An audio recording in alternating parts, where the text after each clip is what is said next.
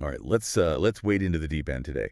We are tackling a topic that has essentially eaten the internet alive Yeah. recently. Oh, yeah, completely. You've seen the hashtags, you've seen the tarot readings on TikTok, you've probably had a friend, cry on your shoulder about it. I'm talking about twin flames. The ultimate internet obsession right now. Exactly. And usually when we talk about this, the narrative is very specific. It's the ultimate romance, finding your other half, this idea of one soul split into two bodies. It's the stuff of fairy tales hmm and intense therapy sessions. Mostly the therapy sessions, if we're being honest. Right.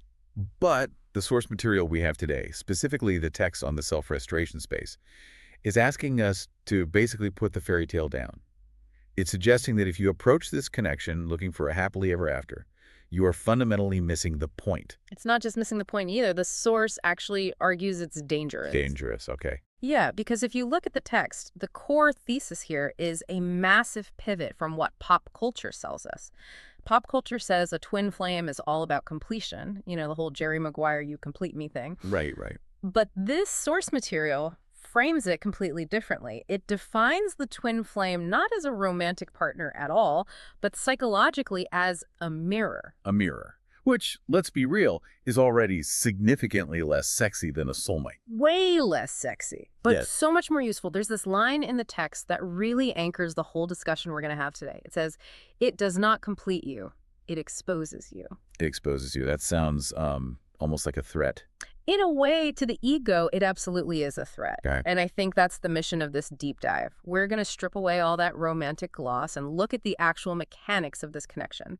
We're moving from the idea of finding the one to the concept of self-restoration. Okay, self-restoration. Yeah, because according to this source, the intensity you feel isn't there to give you a wedding date. It's there to blow up the parts of your life and your psyche that just aren't authentic. I love that. But I have to play devil's advocate here for a second. Because the feeling of meeting someone like this really feels like completion, feels like coming home. Are we saying that that feeling is just a lie? Or is the source saying we're, misinterpreting the data? We're misinterpreting the function. The source absolutely acknowledges that magnetic pole, and we'll get to the biology of that later, the nervous system stuff. But it warns that interpreting that pole as, I need this person to be whole, creates a massive dependency trap. Got it. The text lists 5 specific things that this mirror exposes in you, and none of them are about, dinner dates or romantic compatibility. All right, let's break these down for everyone listening. What are we actually looking at when we look at this person? First up, unhealed wounds. Oh, great. So they trigger your trauma. Precisely. The baggage you thought was safely tucked away in storage, it's in the middle of the living room now. Yeah. That's always fun. Yeah. But here is the second one, which is a bit more nuanced. Hidden strengths. The mirror actually reflects capabilities you have but aren't using. Okay, so it's not all bad. No, not at all. Then there's unmet needs, forgotten confidence, and the really big one, unintegrated identity. Unintegrated identity. That sounds like, I don't know, psych grad student speak. What does that actually look like in practice for someone going through this? Think of it like a puzzle where you've just jammed the wrong pieces together to survive. Maybe you've built an identity around being the helper or the chill one who never needs anything. You meet this person, and suddenly that identity just doesn't fit anymore. You feel like a fraud. Exactly. The connection exposes the gap between who you pretend to be and who you actually are. So that feeling of falling apart that people always describe in these connections, that's actually the unintegrated parts of you shaking loose. That's exactly it. It's destabilizing by design. And that brings us to the mechanism of attraction. Why is it so magnetic? Why can't you just walk away when it gets hard? The source says it's because the connection stimulates parts of the nervous system tied specifically to attachment and identity. Okay, let's get specific here. Because nervous system is one of those buzzwords we hear all the time now. Are we talking about basic anxiety? Or is it something deeper? We're talking about primal safety and recognition. When you meet this person, your nervous system lights up, not just with sexual attraction, but with deep recognition. But the source warns that we so often confuse familiarity with safety. If your nervous system is wired for chaos because of your past, a chaotic person is going to feel exactly like home. Oof. So the spark everyone chases is actually just your trauma recognizing a familiar dance partner. Often, yes. The source breaks down 4 distinct reflections the twin acts as. And this is where it gets really interesting for anyone trying to figure out why they are so completely obsessed. Number 1 is easy. They reflect what you love in yourself. Right. The whole "we are so alike" phase. We both love obscure jazz and hate cilantro, so we must be soulmates. Correct. That's the hook. That gets you in.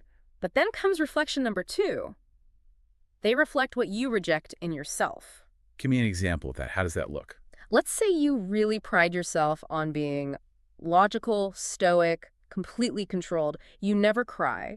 You meet your twin, and they're an absolute emotional hurricane. They're messy, they're loud, they cry in public. You might feel repelled, but you're also deeply obsessed. Why? Because they are acting out the shadow side you've rejected. So you're not actually obsessed with them. You're obsessed with the part of you that wants to scream and cry, but you won't let yourself. Bingo. Wow. You're watching them live out your repressed material.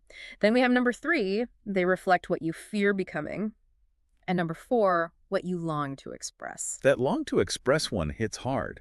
I feel like I see that dynamic a lot. Yeah. You have this shy, quiet person falling for the charismatic rock star type. It is the classic dynamic. You think you want the rock star. Yeah. The source argues you actually want the stage. You are projecting your own dormant potential onto them. You put them on a pedestal because they're living a life you are simply too afraid to claim for yourself. This makes so much sense, but it also explains why it hurts so incredibly much. Because if they leave, they take that potential with them, you feel like you've lost your access to that part of yourself. Which is exactly why the physical symptoms of this are so severe. The source describes destabilization as a core symptom. We're talking about heightened emotion, the synchronicity everyone talks about, but also a very real feeling of the ground falling out from under you. Yeah, the classic dark night of the soul stuff. But why does growth have to feel like a literal panic attack? Because your nervous system is being asked to expand much faster than it's comfortable with. The source calls this rapid growth. Biologically speaking, your body perceives any rapid change as a threat. It's screaming, "Go back to the old patterns. The old patterns kept us alive." So the anxiety isn't necessarily a sign that the relationship is wrong. It's a sign that the mirror is working. It can be. But, and this is a massive but, we really have to distinguish between destiny and triggering. This is where the source draws a very hard line. Please, draw that line, because I think a lot of people stay in highly toxic situations because they convince themselves the pain is just part of the spiritual process. The text is explicitly clear here. Just because someone triggers your deepest insecurities, it does not mean they are destined for you. It simply means the mirror is active. That is such a crucial distinction. You can learn the lesson without having to marry the teacher. Exactly. The trigger is the data. The person is just the delivery system for that data. If you confuse the two, you enter what the source calls the danger zone. Which leads us right into the section on dependency versus sovereignty. The source talks about identity collapse. I want to dig into that term. Sounds dramatic, but I think anyone who has been in love has maybe brushed up against it. It is dramatic and it's very real. Identity collapse happens when you lose the boundary between me and you. You stop consulting your own intuition entirely and start outsourcing your emotional regulation to them. Like, if they text back, you're happy. If they're cold, your whole day is ruined. Exactly. You stop seeing your friends, you drop your hobbies. You essentially cease to exist as a sovereign entity. But isn't that just being in love? I mean, every pop song on the radio tells us, "I am nothing without you." Isn't that supposed to be the goal? According to pop culture, Right. yes. According to this source material regarding psychological health, absolutely not. That is codependency wrapped up in spiritual language. The source posits that the true goal of a twin flame connection is sovereignty. Sovereignty. It's a political term, usually, like ruling your own country. It's the perfect metaphor for this. Think of yourself as a country. You have borders, you have an economy, you have a governing body. Identity collapse is like completely opening your borders and letting a foreign power run your economy. Right. Sovereignty means I welcome visitors, I can even have trade agreements with you, but I govern this land. I love that. Yeah. So the source is saying a healthy dynamic should actually strengthen your borders, not erase them. The text says verbatim, true twin flame energy restores sovereignty. It does not erase it. If you are feeling smaller, richer, or more confused in the connection, you aren't in the restoration space. You're in the dependency trap. So how do we actually get out of the trap? If you're listening to this and you're deep in the obsession, looking at this person as your absolute savior, how do you pivot to self-restoration? The expert commentary in the text offers a really powerful mantra for this. It says, the twin flame is not the person. It is the process. Okay, that's easy to say, but really hard to live when you're checking their Instagram every 5 minutes. What is the actual practical work? The work is reclaiming projections. Remember the shy person and the rock star we talked about? Reclaiming the projection means you stop worshiping their confidence and you go sign up for the open mic night yourself. Oh man, that's terrifying. It is. It's so much easier to obsess over someone else's life than to face your own fear of being seen. But that's the deal. You have to take all that energy you were leaking toward them and actively redirect it into your own life. So every time I feel that desperate pull toward them, I'm supposed to treat it as a signal to do something for myself. Yes. The source calls this a regulation shift. You move from seeking the other person to regulate your emotions to stabilizing your own internal state. That sounds exactly like weaning yourselves off a drug. It is exactly like that. The nervous system responds the same way. But the source says that as you do this, as you become less reactive and less desperate, the whole dynamic shifts. You become what they call coherent. And this is the paradox of the whole thing. As soon as you stop needing them to save you, the connection itself often calms down. Because you're not grasping anymore. You're finally standing on your own 2 feet. You are operating from what the text calls wholeness. The entire experience was just a catalyst to reveal where you were fractured, where you didn't believe you were enough so you could heal that specific fracture. It's brutal work, though. It's facing all the places where you essentially abandoned yourself. It is. But the alternative is spending the rest of your life waiting for someone else to give you permission to exist. So let's get to the bottom line. The question every listener is probably waiting for. If I do the work, if I reclaim my projections, if I become this sovereign, integrated badass we're talking about, Right. do I get the guy? Do I get the girl? What actually happens to the union? This is where the source is incredibly grounded and, frankly, refreshingly honest. It says, the real union is internal. Okay, that's beautiful, but it's also a bit of a dodge.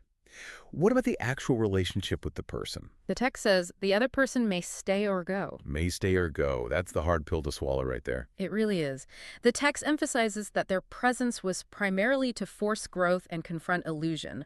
Once that purpose is served, the contract might just be up. The source is very clear that the success of the journey is not measured by whether you get married. It's measured by whether you get integrated. But what if they do stay? If they stay, and if you've both done the internal work, the source says it can evolve into a grounded partnership. Grounded partnership. That sounds very different from the usual twin flame runner chaser chaos you read about online. It is the exact opposite of chaos. It's two whole people sharing a life, rather than two half people trying to consume each other for survival. It's relating from wholeness, but, and I cannot stress this enough based on the text, you cannot get to the grounded partnership until you completely let go of the desperate need for completion. You have to be willing to lose the relationship to save yourself. You have to be willing to lose the relationship to save yourself. That's the key. It is, because if you aren't willing to lose it, you are still operating from fear. And fear is not love. That circles perfectly back to the idea that the true flame is your own consciousness. Yes. The text concludes with this thought. The true flame is your own consciousness becoming integrated. The other person was the match that lit the fire, but the fire is yours. The warmth is yours. The light is yours. It really reframes the heartbreak of the whole thing, doesn't it? Mm-hmm. You're listening to this and you're devastated because it didn't work out with them. The source is saying, look at who you became in the process. Exactly. Look at the depth you found. Look at the strength you uncovered. If the relationship falls apart but you end up with a fully restored sense of self, you won. It's a victory disguised as a loss. Precisely. We've covered a lot of ground today. We went from the Hollywood fantasy of completion to the biological reality of nervous system triggers to the really hard work of sovereignty. It's clearly not the easy path. You know, the easy path is to just blame the other person for not loving you enough. The hard path is realizing they were actually showing you exactly where you didn't love yourself. That's the takeaway right there. It is. I want to leave everyone listening with a final thought to chew on, something that really comes directly from the spirit of this source material. We spend so much time asking, is this person my twin flame? Asking the universe for signs and synchronicities. But if we accept that the true purpose of this connection is to secure your own internal freedom, then the question fundamentally changes. It's not, are they the one? The question is, because of them, did I find me? And if the answer is yes, then the connection served its highest possible purpose, regardless of who was sleeping on the other side of the bed. And on that note, we'll let you get back to your own self-restoration. Thanks for diving deep with us today. Until next time.